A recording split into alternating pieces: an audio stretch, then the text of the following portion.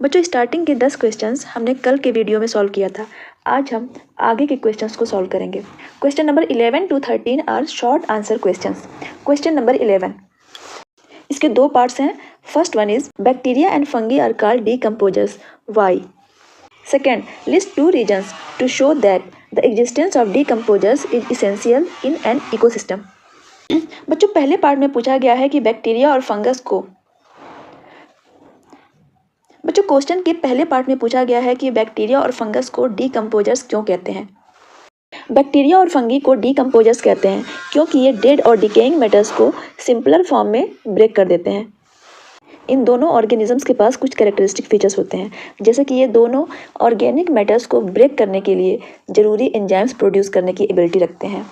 इन्हें natural scavengers कहते हैं और ये न्यूट्रिएंट्स को रिसाइकिल करने में हेल्पफुल हैं।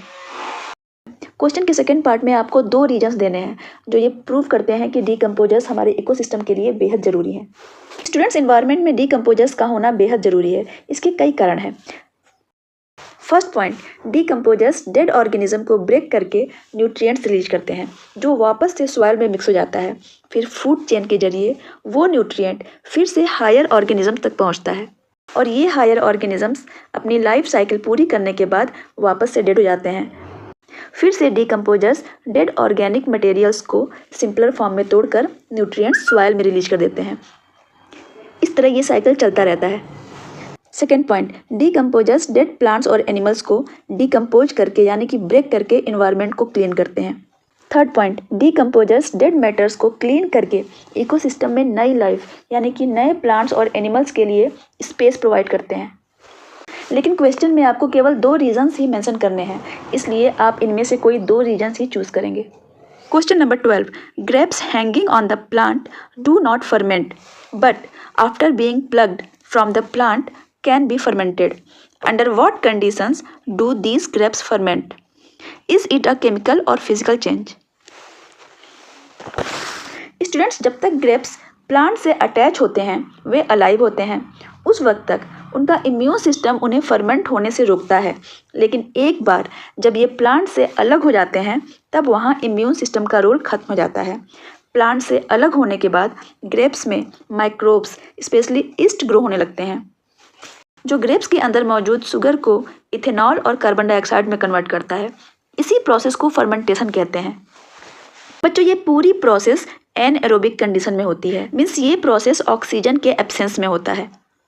क्योंकि शुगर इथेनॉल और कार्बन डाइऑक्साइड में चेंज होता है, इसलिए ये केमिकल चेंज है। Question number 13, list two difference in tabular form between dominant traits and recessive traits. What percentage or proportion of the plant in F2 generation were round in Mendel's cross between round and wrinkled seed pea plants? Students, dominant traits और recessive traits में सबसे बड़ा अंतर है expression का। Students, dominant trait के case में अगर किसी ऑर्गेनिज्म में दोनों एलील में से एक भी एलील डोमिनेंट ट्रेट का है तो भी ये अपना कैरेक्टर एक्सप्रेस करते हैं और रेसेसिव ट्रेट के कैरेक्टर को हाइड कर देते हैं। जबकि रेसेसिव ट्रेट्स केवल तभी एक्सप्रेस होंगे जब दोनों एलील रेसेसिव ट्रेट्स के ही होंगे। इसलिए डोमिनेंट ट्रेट्स ज़्यादा कॉमन है as compared to recessive traits. Question के अगले पार्ट में पूछा गया है कि मेंडल के एक्सपेरिमेंट के अकॉर्डिंग अगर राउंड और रिंकल्ड सीड वाले पी प्लांट को क्रॉस कराया जाए तो F2 जनरेशन में राउंडेड सीड वाले पी प्लांट का प्रपोर्शन कितना होगा? स्टूडेंट्स, F2 जनरेशन में 75% प्लांट्स राउंड सीड वाले होंगे क्योंकि राउंडेड सीड डोमिनेंट कैरेक्टर है और रिंकल्ड सीड रेसेसिव कैरेक्टर है। में आप देख सकते हैं कि F1 जनरेशन में सारे प्लांट्स राउंडेड सीड वाले होंगे जबकि F2 जनरेशन में 75% प्लांट्स के पास राउंडेड सीड होंगे और 25% प्लांट्स के पास रिंकल्ड सीड होंगे।